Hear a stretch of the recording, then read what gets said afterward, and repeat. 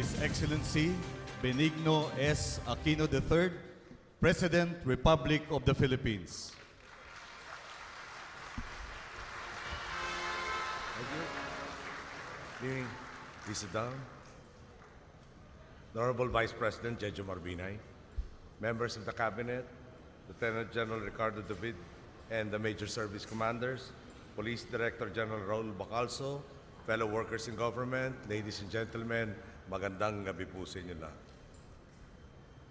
Pag ating pong iisipin, mga ilang buwan lang ho nakalipas, lahat ho tayo masasabi natin sigurong may agam-agam sa hinaharap po ng ating bansa, lalo na yung palapit ng palapit yung eleksyon. Nandito na po tayo sa punto na kung saan talaga naman tila nagbago na ang maraming bagay. Nandiyan na po yung stock market na pataas ang numerong natatala. Nandiyan na po yung pagkatanggap sa una-una nating peso bond. At kami ho umaasa na pagbalik namin, napakaraming magandang balita ang dadali namin sa inyo po.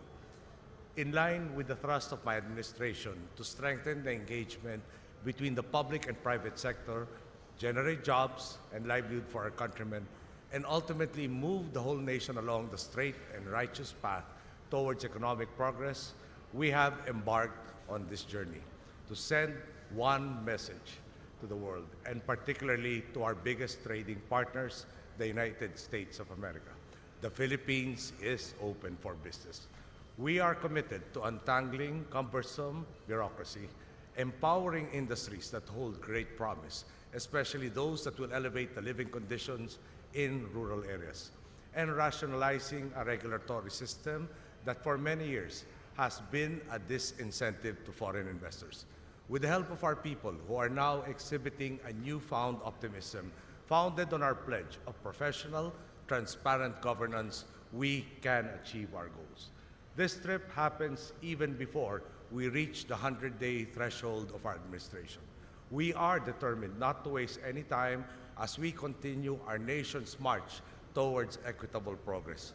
Sa pagtatapos po, nais ko po magpasalamat sa napakaraming mga taong nag-text po sa atin, nag-aalok na kanilang mga dasal sa tagumpay ng ating biyahe. Nakakalungkot po na mayroong mga tila ilang sektor na ayaw pa rin tayo magtagumpay. Parang sila po ay hindi Pilipino. Sila naman po ang pagdadasal ko. Magandang gabi po. Maraming salamat sa inyo lahat.